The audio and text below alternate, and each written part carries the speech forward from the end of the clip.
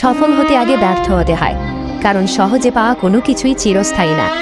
যে সবার কথা হেসে উড়িয়ে দেয় সে কিন্তু কারো না কারো কথায় বড্ড আঘাত পায়।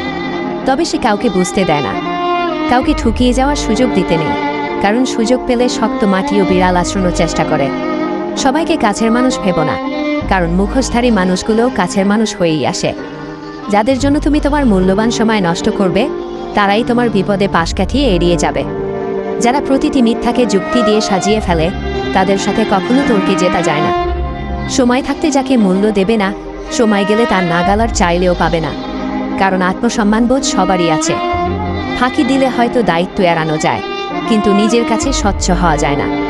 সফলতার দ্বারপ্রান্তে এসে যে মানুষটা হেরে যায় একমাত্র সেই জানে হেরে যাওয়ার ব্যথা কতটা গভীরে লাগে। আপনার অনুপস্থিতিতে আপনাকে যদি কেউ স্মরণ না করে তাহলে আপনার সেখানে না যাওয়াই শ্রেয়, কারণ আপনি তাদের প্রয়োজন ছিলেন, প্রিয়জন হতে পারেননি। বেঈমানদের কখনো অনুশোচনা হয় না, আর বহুরূপীদের কখনো ভালোবাসার মানুষের অভাব হয় না। ক্ষতের দাগ মুছা যায়, কিন্তু ক্ষত দেয়া মানুষটাকে কখনো হৃদয় থেকে মুছা যায় না। আত্মসম্মান রক্ষার জন্য কিছু কিছু সময় নীরবতাই শ্রেয়। একটা সময় পর তুমি নিজেই নিশ্চুপ হয়ে যাবে, হয় তুমি ভালো থাকতে আর না হয় অন্য কাউকে ভালো রাখতে। মানুষ সব আঘাত ভুলতে পারলেও কথার আঘাত ভুলতে পারে না।